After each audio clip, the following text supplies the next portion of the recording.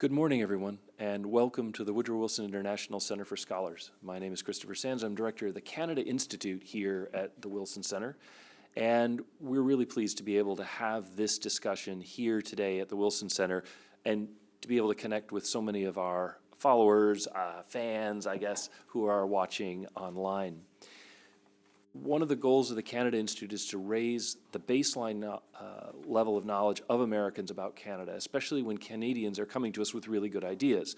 And today's discussion on oil sands pathways to net zero, I think, brings some of that innovative Canadian thinking here to Washington, as we also are addressing GHG emissions in our path to net zero in the United States.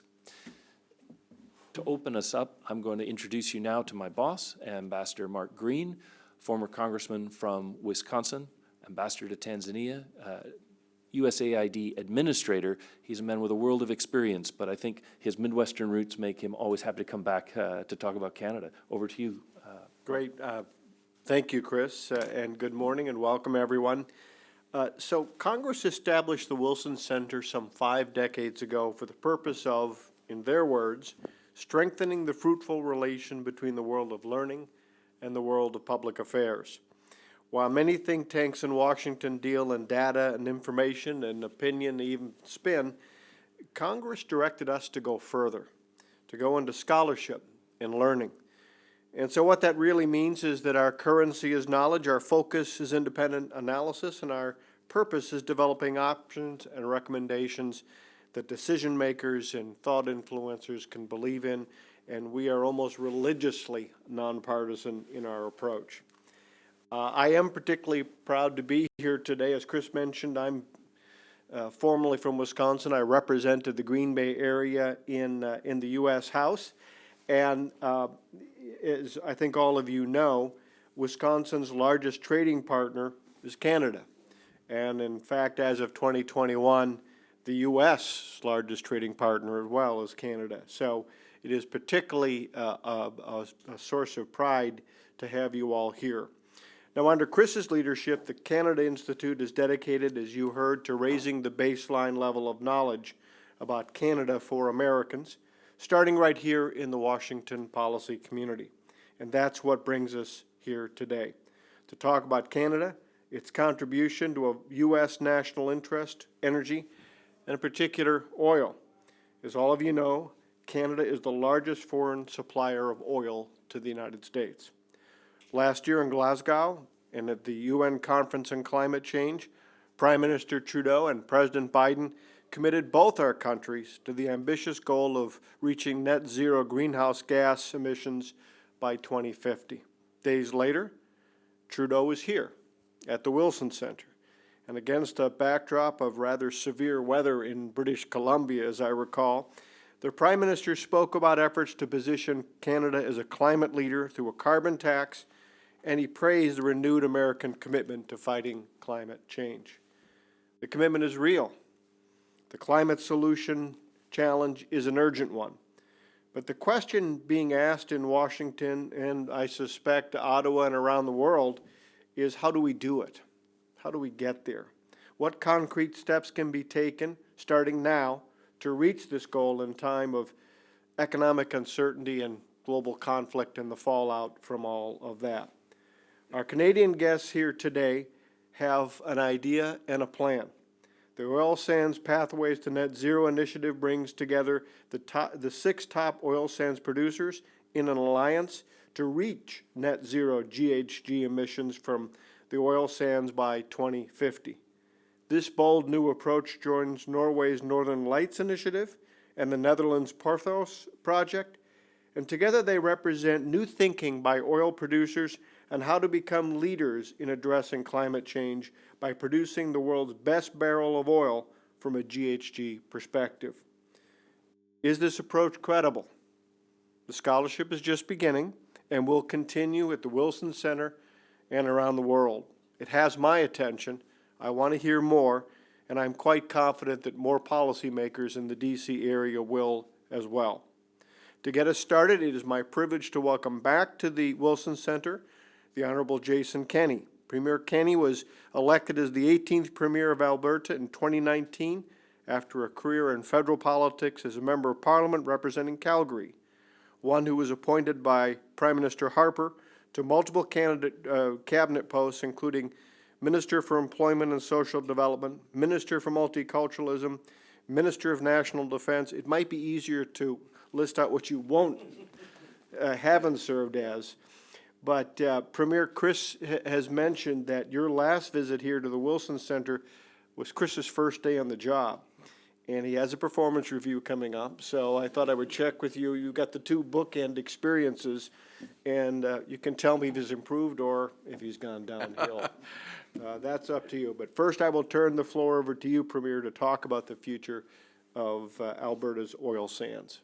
Mr. Premier. Thank you very much, Ambassador, and thanks to Chris and both of you for hosting us at the Wilson Center. Thanks to the Center for always having been a great platform, frankly, for Canada and Canadians here in Washington, and Chris has a long and distinguished career of a bridge builder between Canada and the United States, which we truly appreciate. We're here to talk about two critical issues. First of all, the most important issue in the United States right now, certainly in American politics and the economy, which is energy prices, energy inflation, gas prices, how it's hammering ordinary people and potentially, on a global level, driving us into a global stagflationary recession. Because we believe that Canada, more specifically the Alberta province of Canada, can be a big part of the solution to global energy scarcity. But we're also here to talk about the bigger, longer-term issue of climate change and how we can be part of that solution as well. And I want to thank and commend my friends here from the Pathways Alliance. As you mentioned, Ambassador, this is a consortium of Canada's largest oil and gas producers, particularly oil producers from the Canadian oil sands, which are found in the northeast part of my province. Together, between that and our conventional reserves, Alberta, I should say, has 180 billion barrels of proven and probable reserves. Depending on the metric that most measure, that is the third largest accessible oil reserve in the world. Now, Ambassador, I agreed with everything you said, save one thing. You said that you all know that Canada is the largest source of oil imports to the United States. Now, that it may be true for the policy wonks watching this session, but it is broadly not true of Americans. And I believe the vast majority of Americans believe that Saudi Arabia, in particular, OPEC in general, are a much more important part of the energy import profile of the United States. But in truth, Canada, more specifically Alberta, is responsible for 62% of U.S. oil imports last year, 63% of natural gas imports last year. So about 3 million barrels a day of crude, about 4.3 BCF of gas every day. So, and we could play a much larger part of the solution. If we could develop a sensible North American energy alliance and get the appropriate policy alignment to ensure long-term certainty for lower emitting production and export of Canadian energy to the United States, this country, together with its own domestic production, could permanently get off the 60-year addiction to OPEC oil imports. And I think that's, if there's one thing we can learn from Putin's outrageous invasion of Ukraine, I love your mug there, keep calm and study Ukraine. I would say keep calm and support Ukraine, Ambassador. If there's one thing we could learn from that, it is that Western democracies have a responsibility to a policy that stops the weaponization of hydrocarbon energy that we have seen in Putin's Russia, which is, to be blunt, why we find it hard to understand, frankly inexplicable, that the United States, on day one of this administration, vetoed a pipeline project that would have delivered 800,000 barrels a day of responsibly produced democratic energy from a project co-owned by my government, and then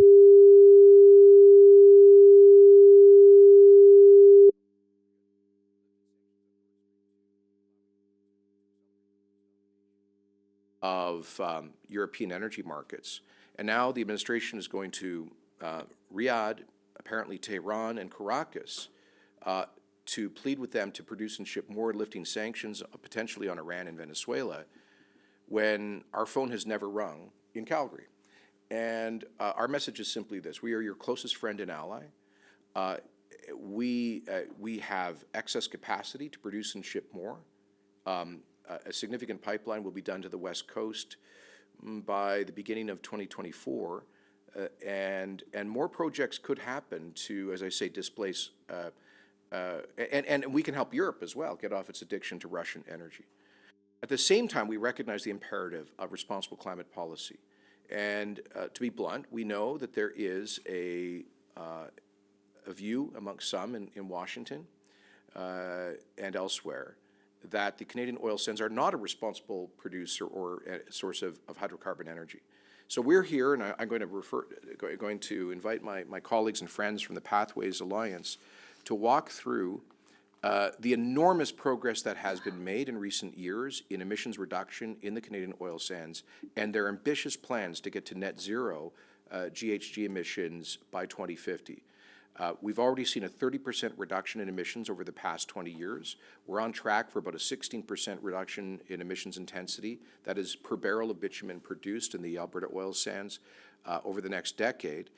And then there's a plan they will walk through with massive investments in technology to drive towards net zero 2050.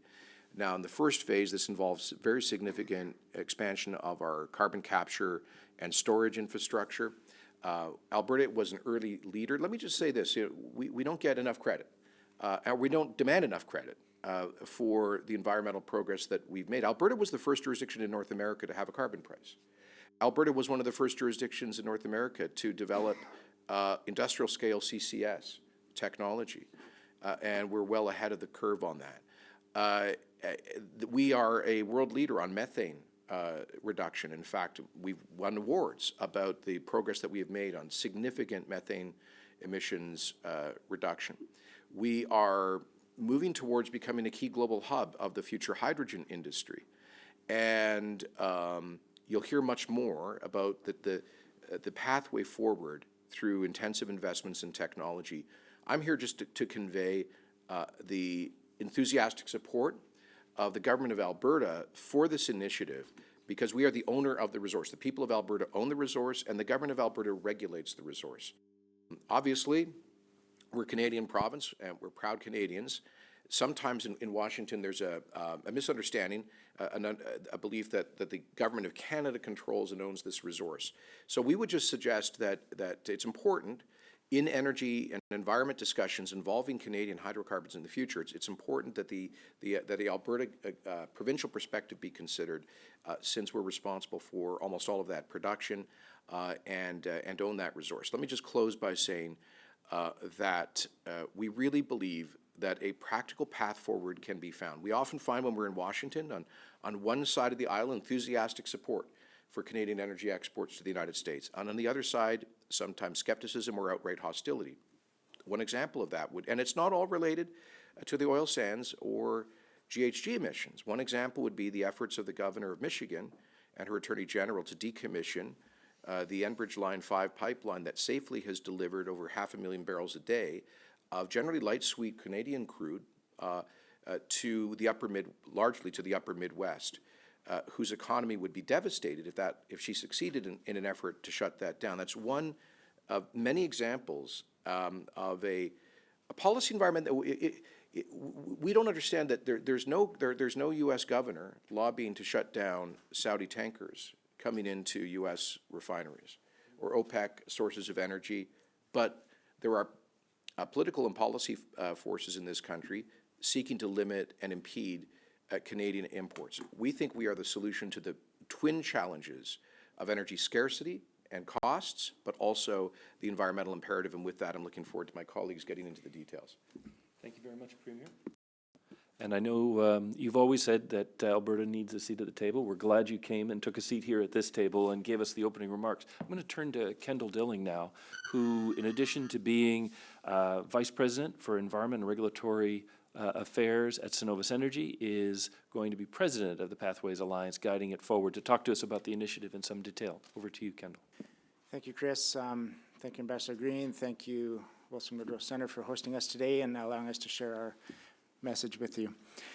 I won't recover the ground that Premier Kenney has in articulating the current energy deficit we find ourselves in North America and globally. And it's a serious, serious concern, and it's not limited to oil and gas. This is kind of across the board.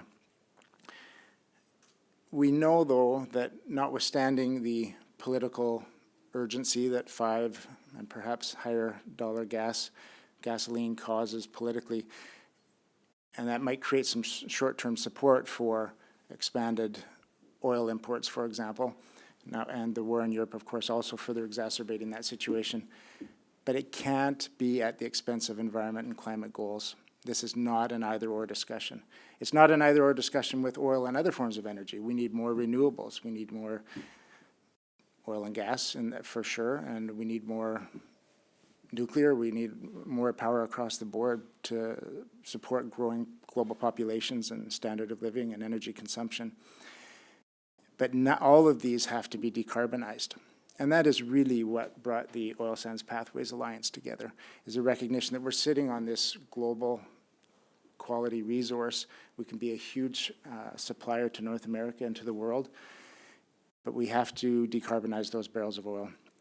We have long been known for our top ESG performance across every other metric, and socially, and in terms of our incredible work with our Indigenous communities in those areas where we develop these projects. But greenhouse gas emissions has been a bit of an Achilles heel for our industry, and we recognize that, and we've come together as these 6 companies who currently operate 95% of the production coming out of the oil sands with a single laser-focused mission to address that issue. And a net zero by 2050 ambition is great and important and supportive of national and provincial and global targets, but we have to deliver meaningful results on a much shorter timeline than that. So the Alliance has a credible, doable plan in place to deliver upwards of a third of the journey to net zero by the late 2020s. And that will be largely delivered through carbon capture and storage. The IEA and many other global IPCC, other global agencies have all attested to the critical role that CCS needs to play on this journey to net zero, and this is true of many industries. We're fortunate in Alberta to sit on one of the best CO2 storage geologic reservoirs in the world. It has all the great attributes that you would want in CO2 storage capacity. It's deep, it's layered on top by multiple seals and cap rock to ensure permanent safe storage of that CO2, and it's massive. We could actually store every molecule of CO2 that the oil sands will ever produce for their life in the existing capacity in that reservoir. But we won't rely entirely on carbon capture and storage. We're working on actually 80-plus technologies in our current pipeline we're working on, and we will attack this from multiple angles. But I do want to really emphasize that the oil sands, and this is maybe a little bit counterintuitive for some, the nature of that resource that had historically made it more greenhouse gas intensive is also the attributes that allow us to get to net zero. Because the oil sands, because of its nature, is developed by a handful of very large operations. Conventional oil production in most other parts of the world, where equivalent production to what we're producing in the oil sands will be produced literally by hundreds of thousands of small, geographically distributed facilities. And the task of capturing all that CO2 and managing it is far more challenging, actually, than what we face in the oil sands, because we've got literally a dozen, and in full development, it would be less than 20 major facilities operating. And so that becomes, from an engineering perspective, very doable to build the facilities. And by the way, none of this is new technology. We're doing it currently. We're operating CCS in Alberta, other parts of Canada, other parts of the world. It's all really well-known, understood technology. We bring that to bear on the oil sands. We capture those emissions and we store them, and we can bend the curve on GHG emissions in a very, very short order. And while we're doing that, we continue working on these other technologies, And net zero for the oil sands is a reality that we will achieve. That's why Pathway exists. These are former and current competitors in many aspects of our business, but we decided there's no point in competing on environmental matters. We're all in this together. And that's really an unprecedented level of collaboration. I've never in my career seen anything like this. The CEOs of these 6 companies meet every single week on Pathways. Friday morning, 7 a.m. for over 18 months now, have missed 3 Fridays in that entire period. That's the level of commitment right from the top of the house to ensure that we stay focused on this mission. And again, this is not an either or with other forms of energy. It's not an either or with energy security and environmental outcomes, climate particularly. It's all of the above. And we are fortunate to have several of our member company CEOs here today and others who can further elaborate also on this message. And with that, I'll turn it back to you, Chris. Thanks. Thank you very much, Kendall Dilling. And first of the CEOs, I'm going to turn to Alex Porbet, who is here as President and CEO of Cenovus Energy in Calgary. Over to you, Alex. Thanks, Chris, and thanks everyone for taking the time to be here today. No, I think I think both the Premier and Kendall have done a really good job of explaining both the situation in Alberta and the commitment of the companies on Pathways. And I have to say that the importance of this mission was really brought home to me. I was watching the news a couple of weeks ago, and I saw that the president was sending representatives to Caracas to see if Venezuela could produce more oil, and I was struck by the exact same thoughts our premier articulated, and I just think that really brought home the timeliness of our group coming to Washington. I think it's been a while since the industry has been to Washington. Probably it would have last been around Keystone XL. And I remind people, I'd use my own company as an example.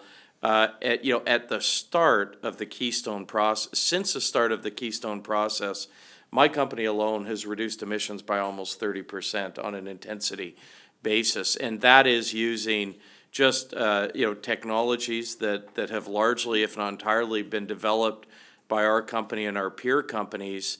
But our ambition is much beyond that, and as Kendall alluded to, I think the real issue at the heart of it with Pathways is we have a goal of deconnecting the production of oil in the oil sands from the emission of CO2. And I think if we're able to do that, I think we really make a compelling case that Canadian oil should be the preferred barrel of oil, certainly for U.S. imports, but we would argue worldwide. And the track record of the Canadian industry on all other elements of ESG, I think, is really not disputed anywhere. And that's really the goal that we're here in Washington this week, to really just articulate where we have come from in Alberta energy production, where we are now, our aspirations with Pathways. And I think, as you heard from Kendall, there are going to be a number of different technologies used in the early days. If you broadly break up our 2050 aspiration into 3 decades, there's going to the early movement is going to be largely around CCUS, coupled with other technologies such as replacing steam in the oil sands with solvent technology in SAGD, in situ wells, greater use of hydrogen. We're going to see, and we would expect that over time. I think CCUS will always be a cornerstone of our emission reduction technologies that we're relying on. But we do expect over time, particularly small modular reactors, I think we all think represent an incredible opportunity to produce steam and heat for the production of oil on a completely emissions-free basis. And, you know, I would personally, and I think my partners would look at that as something more that we're going to see in the second half of that 30-year period. But we think it is a real credible option. If we're not able to do that, we can obviously continue on with CCUS and some of the other technologies. So with that, maybe I'll pass it back to Chris. Thank you very much, Alex. And now we'll hear from Bijan Agrawal, a familiar company, the great American company ConocoPhillips, but president of the Canadian division of the company. Let's turn it over to you, sir. Thank you, Chris. Appreciate it. Thank you for the opportunity. I don't want to repeat everything that the Premier and Kendall and Alex have said, but I will say that ConocoPhillips Canada was the sixth company to actually join the alliance, and maybe a little bit of history as to how excited we were to kind of see, as Kendall alluded to, six companies coming together, the competitors on a daily basis, but with a very shared goal of reducing greenhouse gas emissions and with a very specific plan on how to do that. And I think that really is what kind of distinguishes us from a lot of the other initiatives and talk that you might hear about is we have a plan. And again, Kendall and Alex have kind of alluded to the 3 decades worth of how we're going to get there with the CCUS and then the additional technologies. And we, like the other companies, we're trying our own things in our own fields, but then we're all coming together and sharing that. And again, that's fairly unprecedented in terms of sharing some of that technology. So we're very excited to be part of it. We think there's a definite goal to getting to the 2050 net zero, and certainly by 2030 making a substantial reduction in the greenhouse gas emissions. We are working very hard, as Alex said, in our trip here, is to change the mindset and change the perception of oil sands. Premier Kenney alluded to that too. And so part of our objective is to try to get people to come visit. Senator Manchin came a couple of months ago, and I think it was an eye-opener for him in terms of what we do as an industry. I know Premier Kenney mentioned this in an earlier meeting. When we have an operation and then we leave, we put it back in better condition typically than what we found it in, and that's something that's not very well known about what we do with the industry. So we're keen to get people up to visit our oil sands facilities, any of them, and hopefully get a different perspective and a better perspective on what we actually do and how clean the operations are. So thank you for the opportunity. Chris, back to you. Thank you very much, and I've had the good fortune to be up a couple of times, including with some of my students, and it is an impressive site, particularly what's done to put things back better than you found them. Very impressive. We'll now turn to another one of the companies. Sherry Evers is Vice President for Commercial and Corporate Development with Imperial, and if that name doesn't ring a bell for our American viewers, that's the Canadian division of ExxonMobil, which is a company we all know here in the U.S. Over to you, Sherry. Thank you, Chris. And, I think like others, I'm extremely proud and pleased to be part of such an important alliance and working to address climate change globally and specifically, in Canada, and being part of this aspiration to clean up, I guess, the oil sands that certainly has developed a poor reputation over a number of years. We're very excited and proud, and looking that over the years hasn't necessarily, again, been probably represented in the right way.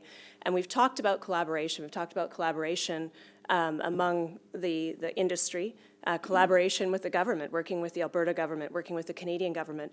But the other part of collaboration that's important, along with technology firms, is collaboration with our Indigenous communities. They are a key and essential part of the framework of the oil and gas industry in Canada.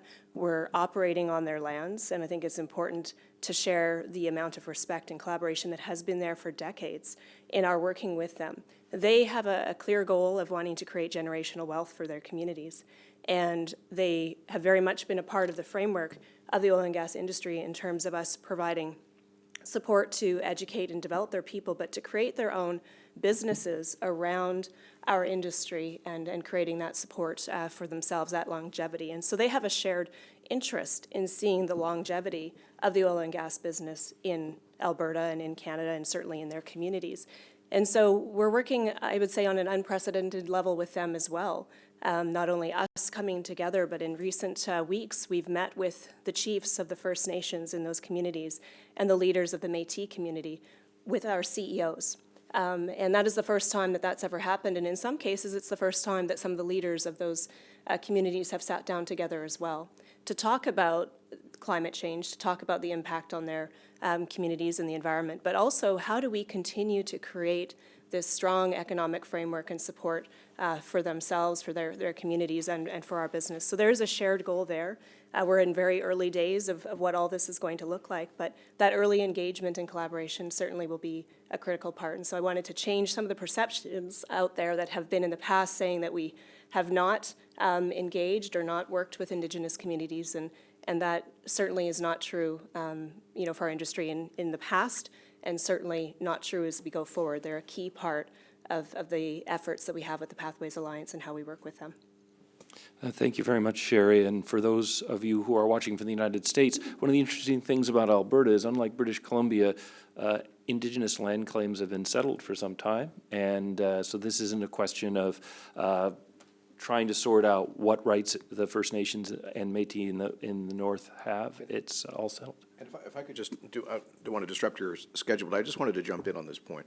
Because Sherry said that these projects are on Indigenous land. To just clarify, we would call it traditional Indigenous territories. Generally, these are not on their fee simple land is called reserve land.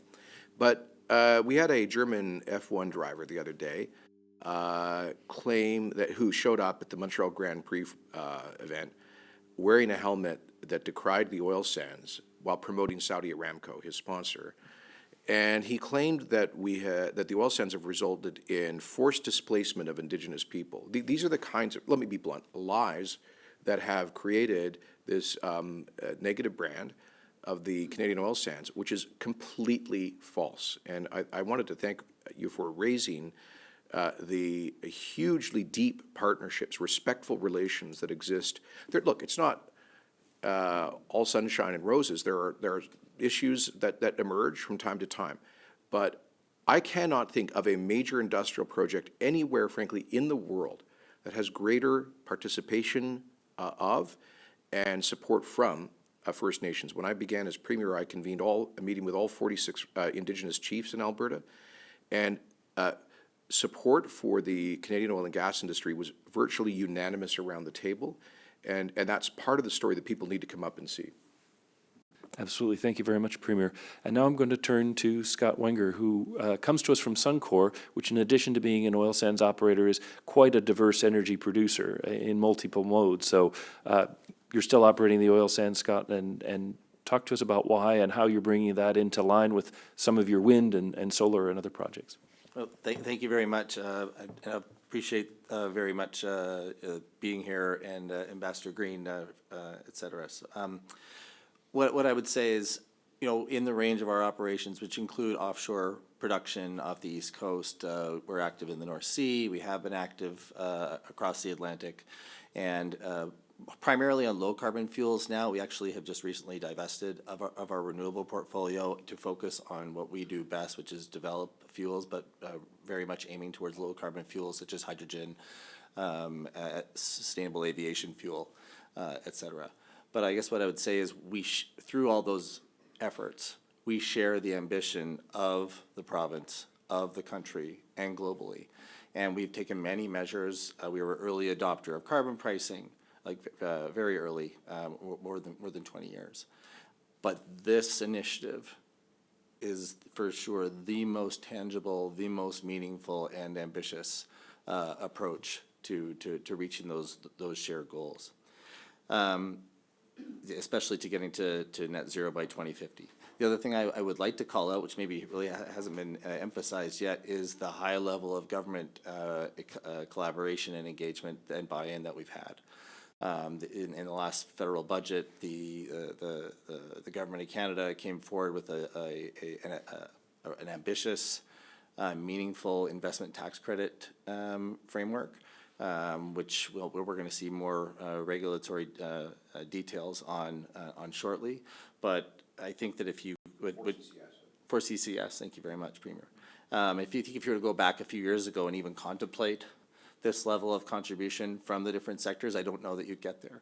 And, you know, we have, in an ongoing way, had very meaningful contributions through the tier program provincially and royalty contributions to, you know, all of our capital projects, but many of them, especially increasingly lately, are devoted to energy efficiency and bringing down emissions.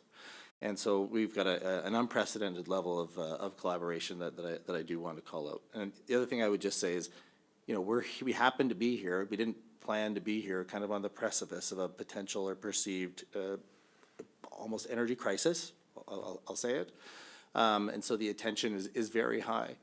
But you know, this is a long-term ambition, a long-term play with, you know, very, very meaningful near-term goals, you know, potentially 22, that's we're aiming for is 22 megatons by 2030.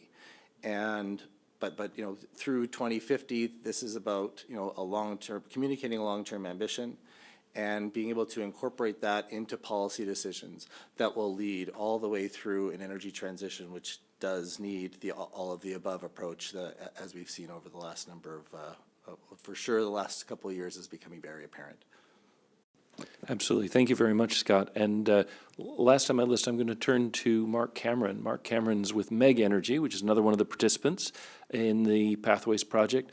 Mark, how do you and how does Meg see this effort?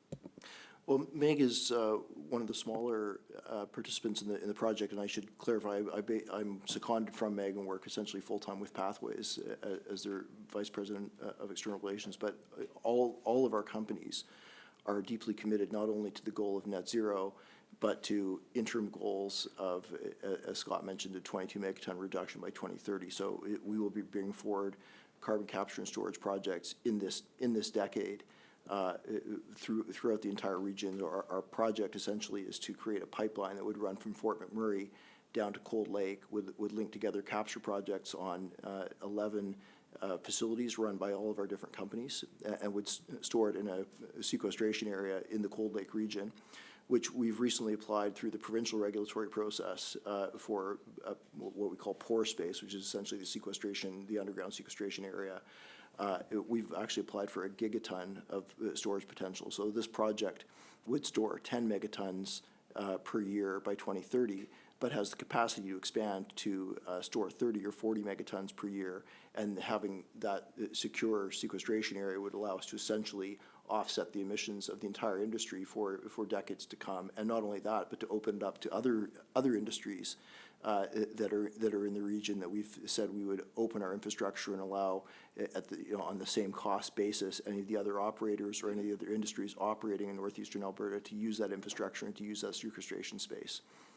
So it's a project of huge ambition, and as Alex and others mentioned, that's only stage one. There are very ambitious projects on the use of solvents to reduce the steam required in oil sands operations, and then potentially small modular reactors, which are currently going through a regulatory process through the Canadian Nuclear Safety Commission. So in the 2030s, that could be an option for many of our operations, and direct air capture, taking carbon directly from the air and storing it underground. So these are projects that are more in the drawing board stage. So we have existing proven technology that can get us to our 2030 goals, and a future technological pathway or series of pathways that can get us to the 2050 goal. Thanks very much, Mark. And we're going to just have a little discussion around the table. And I have a quick question. I'm going to start with the Premier, but anyone who wants to jump in on this. And it's the question of the government's role in all of this. I know in the past Alberta has been an investor in technology, has been an investor in specific projects like the Keystone XL pipeline. How does government support this, and to what extent do you see government going forward as a partner in this particular project? Thanks, Chris. As I mentioned earlier, Alberta is the first jurisdiction in North America to have had a carbon price specifically on major industrial emissions, and it started about 15 years ago. Scott referred to the TIER program. That's the Technology, Innovation, and Emissions Reduction Program. It is the latest version of that carbon levy. We have, of course, Canada, the government of Canada has its own carbon pricing scheme, carbon tax, us to maintain our own industrial carbon emission pricing scheme. Most of the revenues generated from that get put back into something called, we fund a Crown Corporation called Emissions Reduction Alberta, and they receive applications from these and other companies on, from academics and others on emissions reduction technologies that are in development. Or I'll give you one classic example. We had one of the first industrial scale CCS projects, I think, in the world at the operated by Shell, called the Quest project, and that's been operating now for nearly a decade, demonstrating, when it started, Alberta's government was criticized for pursuing pie-in-the-sky technology that would never pan out, would be prohibitively expensive, would always require massive subsidies. But since then, I understand that the cost of sequestration per ton has come down by about 50%. Of course, there will be further advances. The federal investment tax credit will help to make this more economical. We also, Alberta helped to finance the development of an Alberta carbon trunk line that takes some of the sequestered carbon off of refineries east of Edmonton, takes it down a couple of 100 kilometers into central Alberta, injects it into some of the, as somebody mentioned here, according to the Boston Consulting Group, we have the second best geological formation for carbon sequestration. A lot of that is in central Alberta. Mark's talked about some that's in Cold Lake. We have a process to allocate the, I mean, it's huge pore space, but it's still finite. So we have we've adopted a regulatory process to allocate that finite pore space, partly because we got a lot of petchem companies and hydrogen projects coming in for low-emitting petchem and hydrogen projects. So all of that's going on, but we also have Alberta Innovates and our universities that we fund, which, frankly, the entire development of the oil sands that started in the 1970s came out of labs and with engineers and scientists, many of them out of the University of Alberta, and much of that work financed by the government of Alberta. The very beginning of the industrial side of the industry, Syncrude, was partly a Crown Corporation. So Alberta's always been a partner in that, and will continue to be. Let me ask another question, and this is really about, maybe it's my pessimistic side. So this sounds good, to reach this goal by 2050. So what are the key, maybe, inflection points? What are the obstacles that have to be overcome to do this? Is this something that can be done now, we're pretty certain it will happen, we can bank on it, or are there things that could go wrong? And of those things, what are the challenges, technological, regulatory, and other, that could stand in the way of achieving this goal? Kendall. Happy to respond to that, Chris. Thank you. For sure, if you look at the track record of our industry in North America for the last 10 years, large infrastructure development has been challenging. And these projects, unfortunately, are not exempt from some of those very same challenges, be they regulatory or stakeholder in nature. One thing we're hoping, and Premier Kenney really articulated well, the collaboration going on between government and industry. That's also true with the federal government. We're only talking about oil sands decarbonization here. When you think about decarbonizing the global energy system, it is akin to the Industrial Revolution, right? This is a massive undertaking, massive investments, and it needs collaboration from all parties. So we are really approaching this, when we think of pathways, this isn't an industry project, frankly, right? This is a provincial and national and even global undertaking. So being here in Washington with the government of Alberta as partners is incredibly powerful. Hosted in many of these meetings by the federal government, equally powerful. We work so closely with the Indigenous communities, as Sherry indicated. This is in their traditional territories, and nothing is more of a core value to the Indigenous communities than environmental protection. And so we're hoping that, given all those shared interests, that we can have a different experience than maybe some of these infrastructure projects have had in the past. And we can advance through a regulatory process in a relatively timely way and bring these projects to fruition. The other thing I would just, add is we see CCS as an enabler of so many other things. Hydrogen was mentioned, direct air carbon capture was mentioned. There's all these other technologies that can only exist if you have somewhere to put the CO2. So this infrastructure that the sequestration hub process that Premier Kennedy mentioned will set up Alberta and all industries and even start attracting investment, right? Because, and I talked to somebody just recently with a company with, international operations and petrochemical clusters all around the world, and they've been challenged to attract capital into Alberta versus the economics in other parts of the portfolio. Well, that's now shifting because all new projects are going to have a net zero story, and guess what? Alberta has the infrastructure, the regulatory system, and the geology to actually enable that. So preferentially, dollars may go to where you can achieve net zero in a reasonable way. So there are just so many points of common interest bringing this all together. I'm not pretending it'll be easy, Chris. There, will still be challenges, but we're hopeful that we can get these done where similar projects have failed in the past. One of my Wilson colleagues has been doing some work on supply chains. And one of the things that has come out in the research is that it's often not the vision of the CEO, with all due respect for the CEOs, but it's the consumer and it's the investor, especially big institutional investors, that's driving a concern for transparency and ESG accounting for firms. So now I'm going to turn to some of our oil company executives. From your perspective, does that ring true? And what's motivating, this move? Is it your own concern for climate, or is it something really coming from the bottom up, as we found in some of our research? Can I turn to you, Alex, first? Yeah, sure, happy to, Chris. As I said, I kind of take it back a few years, when the province was having challenges with egress out of the province, and I think that brought to everybody the importance of not just continuing with our story around ESG, but also really accelerating it. And I would say over the last 5 years, in terms of our investors, we have been seeing a real growing concern around ESG, and that wouldn't just be the oil sand players. I think that's pretty much anyone who is in the fossil fuel business.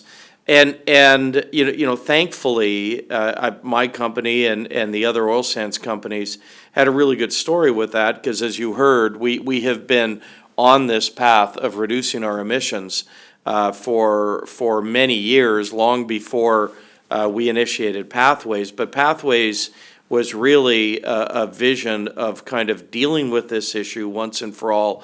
And as I said, really attempting to, ultimately, the goal is to decouple the production of oil in the oil sands from the emission of greenhouse gases. Now, I would tell you that over the past, over the past 6 or 8 months, there has been a significantly more nuanced discussion going on with investors, whereas 2 or 3 years ago, every discussion I would have would always have a focus on ESG.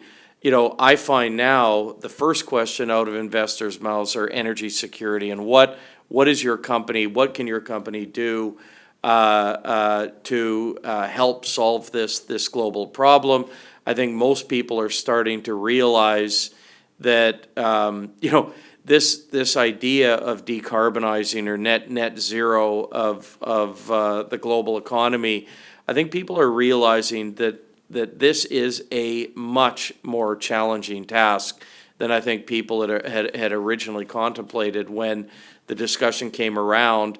And not only that, I think the what's going on in Western Europe right now is really bringing home the view that decarbonizing at too fast a pace before you have credible, reliable, and affordable energy options can actually have devastating impacts on countries or regions' economy. And so there really has been that meaningful change in the debate, and I welcome it, because I honestly despite the commitment of my company and other companies to decarbonize through pathways, my view has always been that, the decarbonization of our society is just, it is a moonshot.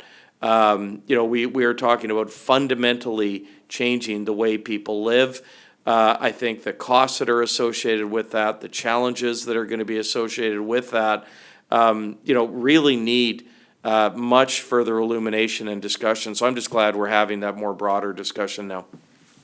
Thanks very much. And now, Bij Agarwal and Sherry Evers, you both work for global companies. Excellent, thank you very much. Sherry, what are you thinking? Yeah, Imperial has been, is a publicly traded company, both in Canada and also on the New York Stock Exchange. And so we certainly have investors as well, the minority shareholders that have been very interested to understand what our plans and our progress is on the ESG space. But Imperial's been committed for decades around working to create and develop technologies to reduce the emissions in our operations. And if I look at our research center, we operate a research center in Calgary that's one of its kind.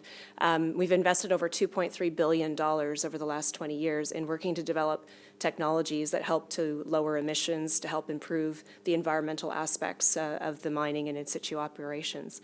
And so it's been a strong core commitment of our framework for many decades.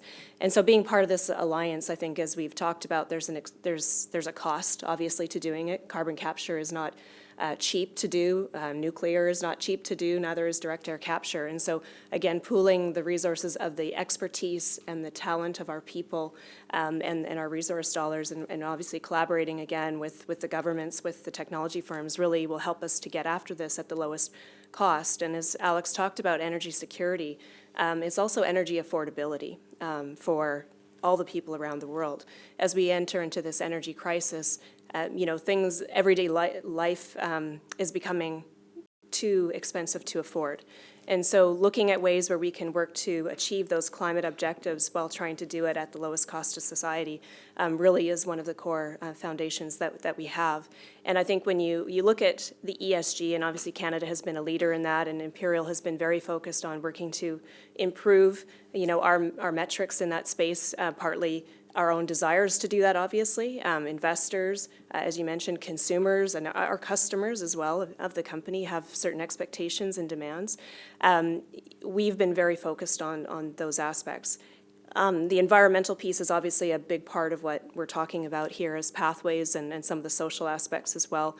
But I think what this energy security challenge is also highlighting is perhaps the growing importance of the S in ESG, and the importance of having ethically produced oil from a country who has strong principles around how we operate, how we treat communities and people that we work with, and how we go about moving crude and the care for the environment that we've all demonstrated.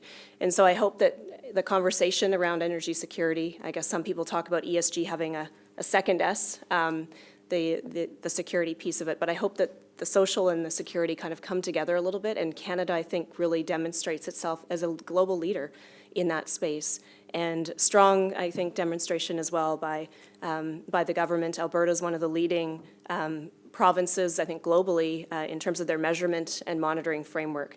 And, again, we've been, I think, again, if you want to choose crude oil from a country with strong principles and measurement and monitoring and social and ethical framework, Canada is certainly the place. Alberta has been a leader, and our industry, I think, is becoming a leader and can be a leader in the pace and growth towards a net zero future. Premier, let me turn this to you because I think this is very important. I know students of mine will be watching this broadcast and naturally skeptical. They're going to say, well, I'd like to study this. I'd like to monitor it. I'd like to see the data. I'd like to, run some numbers. So if this isn't, we're not talking about Venezuela here. We're not talking about Iran. This is Canada. Can you talk a little bit about how people watching today who want to follow the progress of this initiative, who want to see if the performance meets the expectations and the ambitious goals that are set, how can they do that? And And Sure. Well, thank you, Chris. First, just pick up where Sherry left off on this question, and then maybe actually I'm going to invite somebody who's not formally on the panel, our Deputy Minister of Environment, Bev Yee, to speak a little bit more technically about the reporting and how that's publicly available. But I think this is a critical point, all right, because, so Alberta, third largest proven and probable reserves in the world, 100% owned by a democratically elected government in a rights-respecting liberal democracy with the highest standards of transparency, and 100% developed by publicly traded companies that are accountable to all of the rigorous standards for those companies that operate in North America. Compare that to where most of the other, let's say the other top 10 producers in the world, let's exclude the United States, so 8 of the other 10. All of them autocracies or dictatorships of one kind or another. Many of them weaponize hydrocarbon wealth to fund conflict, terror, and instability. Vladimir Putin's invasion being the most recent example. But it's not, this is what astonishes me. The United States focusing on, let's embargo Russian oil, but let's lift sanctions on Iran, which weaponizes their oil wealth to fund Assad's war machine that drops barrel bombs on civilians in Syria. Let's plead with Saudi to produce more that weaponizes some of their oil wealth to drop barrel bombs on civilians in Yemen. Let's work with Venezuela to lift sanctions and produce more. When they use that, the regime uses that energy wealth to oppress much of their people and to export terrorism and instability around the world. So part of the problem that I have with the ESG framework is that it never seems to consider the broader geopolitical context of where these companies operate and who owns them, because in most of those jurisdictions, the oil and gas producers are either completely state-owned enterprises or quasi-state-owned enterprises, like in Russia, or state-directed in Russia. And so these are apples and oranges, and ESG metrics simply do not adequately measure for that. Now, secondly, what about the transparency? Do any of your students, does anybody really believe that Gazprom or Saudi Aramco or PetroChina are reporting at the same levels of transparency and honesty and objectivity as these Canadian companies and this democratically elected government? So I think we are too much Boy Scouts and about this stuff. And sometimes we get punished by our honesty. We're forthcoming about what our environmental challenges are. We are absolutely transparent about our emissions profile. And I don't believe our competitors are. Now, in terms of how exactly we measure and how that's publicly available, if I could ask Deputy Minister Yee. Thank you, Premier. Great question about transparency. One of the things that I've would like to share is the oil sands companies, they actually invest $50 million a year for environmental monitoring in this region. There is not another region that is monitored to that degree.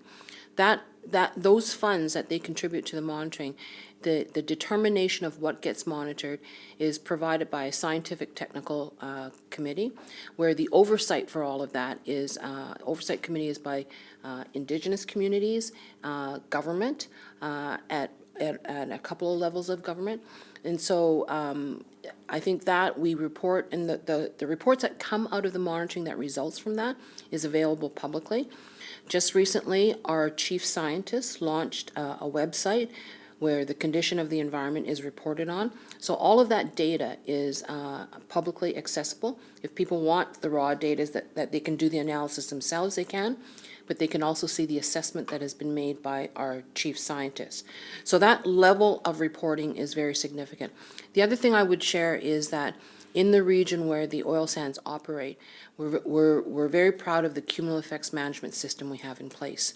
If there's anything that matters, and I appreciate Sherry mentioning it, if there's anything that matters to Indigenous communities, I would dare say it's less so the greenhouse gas emissions, it is more so water quality, water quantity, air quality, habitat and land condition. Those things are much far more important. So we've established a system in the oil sands region where we have set clear environmental limits, that regardless of the production levels and activity levels of these companies, those limits can never be exceeded. And so that is reported on an annual basis. We also, for safeguarding, we have some other thresholds underneath the limit that give us early warning. If we start to see something increasing for water quality, it gives us an early warning so that we can pay attention in case there are some management actions that we need to talk to the industry to do. All of that is openly transparent and available to the public. And I guess one other thing I might add in terms of accountability, the waters that flow through in those rivers in the oil sands region flow to Northwest Territories, a downstream jurisdiction. We also have made a commitment through a legal agreement that we will pass on water of a certain quantity and certain quality to Northwest Territories. They have significant number of Indigenous interests there as well. We have never not met our obligation for water quality and water quantity. And all of that is publicly available. So there's a very significant level of oversight that goes beyond the government, involving other stakeholders as well. Thank you very much, Bev Yee. I want to thank everyone for coming to the Wilson Center to share what you've been working on. This project is very, very intriguing. I want to thank my boss, I have to, Mark Green, but also Jason Kenny, Kevin Dillard, Alex Porbay, Bij Agarwal, Sherry Evers, Scott Wenger, Mark Cameron, and Bev Yee for coming and sharing this with us. And if I can just add one thing, since I study Canada for a living, and I think I've been coming to Alberta since 1980, that it's not just the transparency, it's the hospitality. And we're starting to get to tourism again, I hope, this summer, and as COVID backs off. Alberta's a great place to visit, and so don't just read the data on the screen. Go, get out, play, and visit a really great province and a great neighbor. Chris, before you close off, I want to remind Canadian files out there that of the famous Michael Kinsley competition for the world's most boring headline when he was the editor, I think, of the New Republic back in the 80s. And the winner was Worthwhile Canadian Initiative. Well, Pathways Alliance is a worthwhile Canadian initiative. Well, we will not let that deter us, dull as it is. Thank you very much for coming and sharing it with us today. Do you remember that? That's